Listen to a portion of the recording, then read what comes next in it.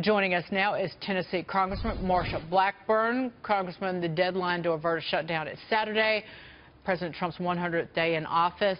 Do you think, because it seems such small potatoes to shut down the government over border wall funding, at least for some, does it come down to that, really? No, I think it's going to be a process through the week. We will arrive at a bill. There will be money to start some security on the border because that's what the American people want to see. The interesting thing, Dagan, is this used to be an argument about people that were entering the country illegally. Now it's about drugs. It's about the opioid crisis. It is about human slavery and the groups that are bringing people and things across the border illegally. So it's all about illegal entry, and that's what people want to stop. Stop the labor trafficking, the sex trafficking, the drug trafficking, the opioid crisis. Get a handle on this, and I think there's agreement. This is where the bargaining is going to start, though, because Democrats are going to say, yeah, we'll give you some funding for the wall, but in exchange, when the health care bill comes back up for debate, they want, or when ObamaCare comes back up for replace, they want you to say, okay, we will continue subsidies for health insurance companies. That's going to be on the Republicans. That's going to be on your group. And those cost-sharing reduction funds are what you're talking about there. What we will have to look at is how do you keep the insurance market, the Obamacare insurance marketplace, from imploding. For the 9 million people that are in that marketplace, 7 million of which get subsidies because the product is too expensive to buy without the subsidy. So that is why the focus has been on how do you get the cost of insurance down and get government out of that business. So with the GOP health care reform plan that is back on the front burner. What did any conversations you had over the weekend about this? Was the leadership in touch with you? Where do you think it goes? Jagan, I've talked to so many of my colleagues over the last couple of weeks, and what people want to make certain that we do is a few things. Get rid of the individual and employer mandate. Let the states handle those essential benefits. Give them the flexibility to do that.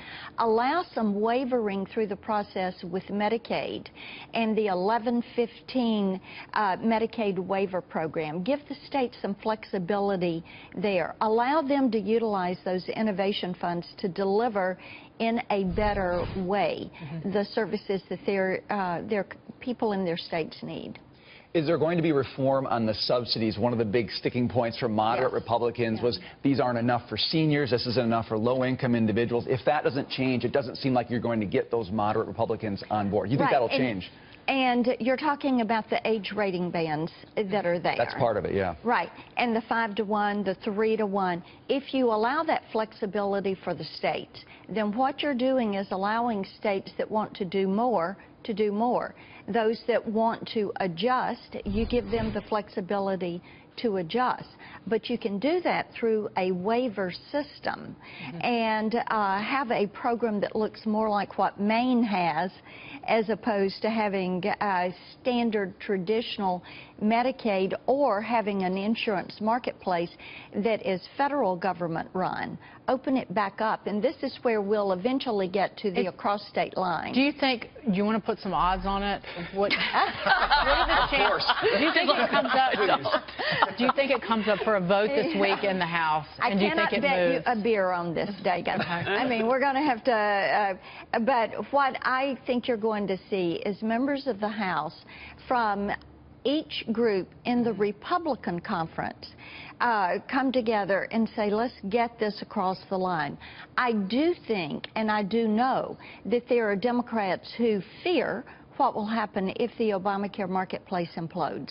And they're very concerned about that. And they're saying, let's get something done so that that does not happen. Well, so essentially what they did is they worked like a drug dealer does too, right? They said, okay, we'll go ahead and give you a free sample of this for the next 3 years, and then once you're addicted to it, you'll never be able to pull it back, and you'll really need it, right? That's essentially what Obamacare was for some of these states, is the federal government said, we'll pay for some of it for 3 years, then you're on your own. And so they took the freebie, the free drug from the dealer, and then said, oh my gosh, I can't do without it, right? So that's problem number one, and it was brilliant for Obamacare. I want to ask you a question here, but the second thing is, so now we've got got nationalized health care for Medicaid, Medicare, and now the middle group in Obamacare. So everybody in this country is now on national medicine. And I equate that to if medicine was well controlled by the government, then the VA would be doing great. The government doesn't do well running health care, right? So that's exactly right. It's got to go to well, the VA is true national health care. The VA is true socialized medicine but because they're not the government able to do it well. Right. The government runs those all hospitals. Facets of right. It. And we see what a disaster it is.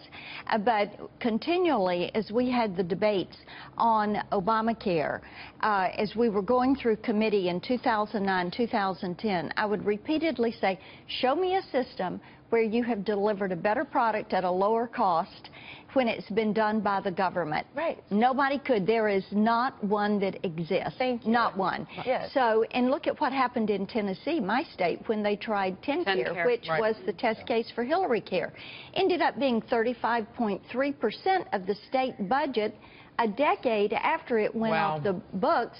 That's why a Democrat governor, went in and reshaped and pulled it all down through the 1115 program and reset it. Right. I love how health care starts with their name, by the way. ObamaCare, Hillary Care. Yeah, they're trying. Well, they're trying to. That's a legacy. Well, it's the political ownership. They're trying to force political ownership on President Trump, even though they haven't done anything to it yet. Turning to the French election, Congressman, protesters clashing with police in Paris after far-right populist Marine Le Pen and centrist Emmanuel Macron advanced to a runoff in the presidential election. The vote marks the first time in 59 years that neither of the country's two main parties, the Socialists and the Republicans, made the second round. The market's pricing in a victory of Macron, the euro hitting a 5-month high. We know how accurate polls have been on the British exit from the European Union and also President Trump's win there. But are you hopeful, looking at least the change in Europe and how that might impact the United States for the better? I am. I am very hopeful. I think that as you see this populist attitude, this national pride almost. Look what happened with Brexit. Look what is happening now in France. And people are saying, no, we love our country. And I think that is good for democracy. I think it is good for freedom. And I think it is good for national pride. One real quick thing. So Sure. President Trump's promising massive tax cut, tax reform, kind of the outlines of a plan coming on Wednesday. Yes.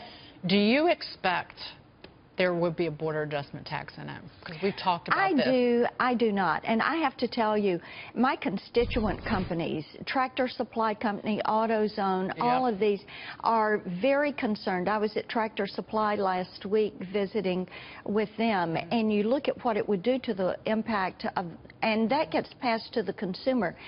Same thing with my suppliers that supply GM and Nissan in my district. Those small business manufacturers, Dagan, they're talking to me about what they bring in, where they bring it in from, and the cost that it is going to have in that component part that goes into that automobile. Let's see if the White House is listening.